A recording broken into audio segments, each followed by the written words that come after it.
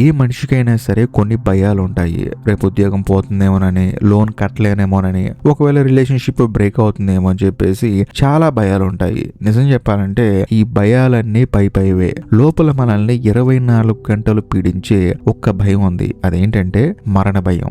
ఈ ప్రపంచంలో ప్రతి ఒక్కరు చేసే ప్రతి పని వెనుక, ఇంటి దగ్గర నుంచి ఇన్సూరెన్స్ పాలసీ వరకు, ఆఖరికి పూలు పెట్టి దేవుణ్ణి మొక్కిన ప్రతి దాని వెనక మనిషికి ఏదో ఒక భయం ఉంటుంది. భయం లేనివాడు లేడు. ఈరోజు మనం మనల్ని కట్టిపడేసిన ఆ భయం సంఖ్యల్లో బద్దలు కొట్టబోతున్నాం. చచ్చేలోపు 1,00,000 సార్లు చావకుండా ఒకసారి బతికే మార్గం ఏంటో చూద్దాం. సమస్య ఏంటంటే భయం. కానీ మనం భయాన్ని అంతం చేయాలని ప్రయత్నించడమే అసలు సమస్య. మీరు ఎప్పుడైనా గమనించారా? కలుపు మొక్కల్ని ఎంత పీకితే అంత బలంగా మళ్ళీ వస్తాయి. అలాగే నువ్వు భయాన్ని ఎంత కంట్రోల్ చేయాలని చూస్తే అలాగా భయం అనేది మళ్ళీ రెట్టింపు శక్తిగా మారిపోతుంది. భయం అనేది మనల్ని కేవలం భయపట్టే పరిస్థితుల నుంచి భయపడటమే కాదు, మనలో ఉన్న భయం అనే ఫీలింగ్ చూసి కూడా మనం భయపడిపోతున్నాం. అందుకే ఆ భయాన్ని ఎక్కడైనా దాచేద్దాం, లేకపోతే మర్చిపోదాం, లేకపోతే మందు తాగుదాం, లేకపోతే సినిమాలు చూసి డైవర్ట్ అవుదాం అనుకుంటాం. కానీ ఈ ప్రయత్నం కూడా ఫెయిల్ అయినప్పుడు, అన్ని అవకాశాలు పోయినప్పుడు చివరికి మనిషికి మిగిలేది ఆత్మహత్య అనే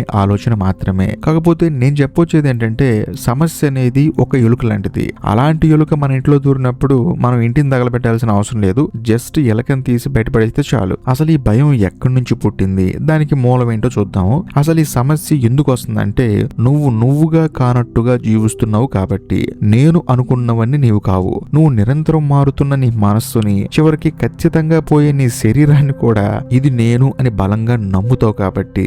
దీన్నే హాల్యూజినేషన్ ఎంపతి అంటారు. అంటే నీ దగ్గర కొంతకాలం మాత్రమే ఉండే ఒక వస్తువు గురించి నువ్వు ఎక్కువగా బాధపడతావు. అది ఖచ్చితంగా నీకు తెలుసు ఈ వస్తువు కొంతకాలం నీ దగ్గర ఉంటుందని. ఉదాహరణకి మనం ఒక సెల్ ఫోన్ కొంటాం. ఆ సెల్ ఫోన్ జీవితాంతం మనతో ఉంటుందా? అది కొన్ని రోజులకి పాడైపోతుంది అని చెప్పి బాధపడటం కన్నా ఇది కొన్ని రోజులకి పాడైపోతుంది అని తెలుసుకొని సర్లే ఉన్న రోజులు కరెక్ట్ గా వాడుకుందాం అని అనుకుంటాం కదా. అది నిజమైన మనిషి తత్వం. కాకపోతే దీన్ని గ్రహించడం చేత కాకపోవటం వల్ల నిజమైన మరణం రాకముందే ప్రతిరోజు చిన్న భయాలతో చచ్చిపోతున్నాం. అసలు భయాన్ని అధిగమించడం అంటే దాన్ని చూసి పారిపోవడం కాదు, దాన్ని అంతం చేయాలని ప్రయత్నించడం అంతకంటే కాదు. దాన్ని ధ్యానపూర్వకంగా అర్థం చేసుకోవాలి. ఇంకా సింపుల్ గా చెప్పాలంటే నీ శరీరం, నీ మనస్సు, నీ ఆస్తులు ఏవి నీకు శాశ్వతం కాదు. వీటిని నాది అనుకోవద్దు. ఎందుకంటే బయట వాళ్ళు మనల్ని మోసం చేయడం అనేది కామనం. కానీ ఇంట్లో వాళ్ళు కూడా ఏదో ఒక రోజు నిన్ను మోసం చేస్తారు. అది తోడబుట్టిన వాళ్ళు అవ్వచ్చు, లేకపోతే కన్న తల్లిదండ్రులు కూడా అవ్వచ్చు.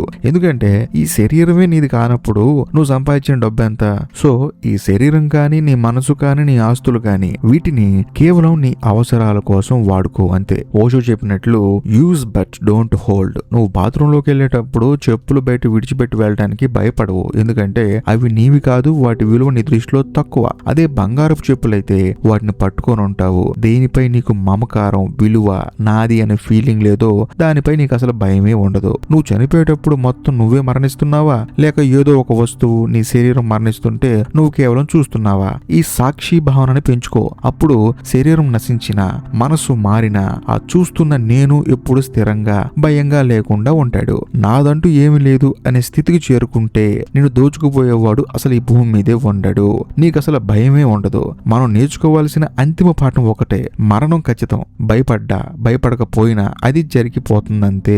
అలాంటప్పుడు మనం ప్రతిరోజు భయపడి 1,00,000 సార్లు చావటం ఎందుకు? ఆ భయాన్ని చూసి నవ్వుకొని దాని పక్కన పెట్టి నిర్భయంగా జీవించు. మీ జీవితాన్ని మెరుగుపరుచుకోవాలంటే రేపటి గురించి ఆలోచించడం మానేయండి. ఈ క్షణంలో, ఈ రోజులో ఉండండి. నీ శరీరాన్ని, మనస్సును ప్రేమించు, జాగ్రత్తగా చూసుకో. కానీ వాటిని పట్టించుకుని వేలాడమాకు. నీకు భయం లేదని ఈ ప్రపంచంలో ఏ ప్రాణి చెప్పదు. కానీ ఆ భయం నీ జీవితాన్ని, నీ సంతోషాన్ని అడ్డుకోకుండా జీవించడమే అసలైన విజయం. ఫైనల్ గా జీవితం అంటే ఏంటి అనే డౌట్ మీకు కనుక వస్తే, చచ్చేలోపు 1,00,000 సార్లు చావకుండా నిండుగా జీవించడమే నిజమైన జీవితం.